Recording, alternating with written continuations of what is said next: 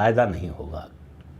चीन अगर ये टेक्नोलॉजी और रेयर अर्थ मिनरल्स का एक्सपोर्ट नहीं करता है तो उसका भी नुकसान है। तो उसको तय करना है कि अपना नुकसान देखना है या दूसरे का। अब ये चीन को भी तय करना है। चीन अगर दुनिया में नंबर 1 देश बनना चाहता है, अमेरिका को रिप्लेस करना चाहता है, तो वो ताकत से नहीं होगा, और चीन के पास वो ताकत है भी नहीं। चीन ने कभी ताकत दिखाई भी नहीं है। चीन ने युद्ध नहीं लड़े हैं। 2 युद्ध को छोड़कर, एक रूस से उसका सोवियत संघ से हुआ है और दूसरा भारत के साथ हुआ है। उसके अलावा वो किसी युद्ध में उतरा नहीं है। उसकी सेना युद्ध की परिस्थितियों में कैसे लड़ा जाता है ये जानती नहीं है। और ये भारत ने डोकलाम में, उसके बाद गलवान में दिखा दिया कि चीन इस मामले में उसकी नस कमज़ोर है। और चीन को भी समझ में आ गया कि भारत को ताकत के जरिए हम नहीं झुका सकते।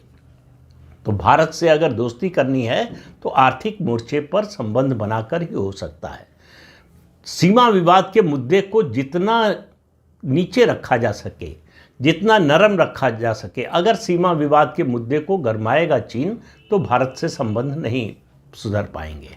और चीन इस समय डेस्परेट है, कह सकते हैं, कि भारत से संबंध सुधरे, और भारत को भी ज़रूरत है कि चीन से उसके संबंध सुधरें। जिस तरह का रवैया डोनाल्ड ट्रंप ने अपना लिया है, भारत को भी अपने सारे विकल्प खोलकर रखने हैं।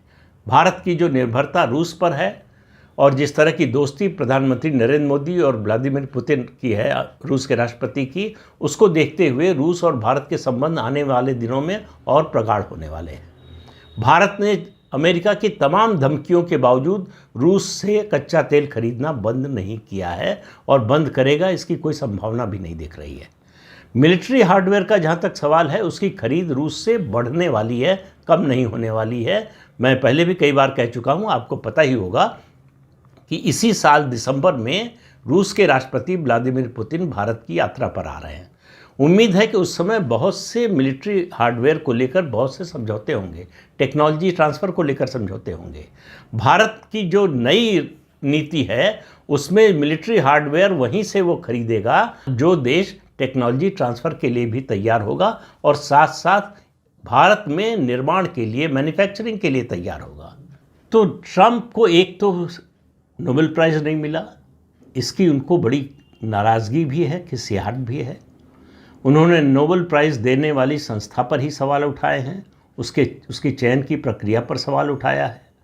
लेकिन उनके लिए कंसोलेशन प्राइज़ ये है, नॉर्वे की जिस नेता को ये नोबेल प्राइज़ मिला है, उन्होंने डेडिकेट किया है डोनाल्ड ट्रंप को।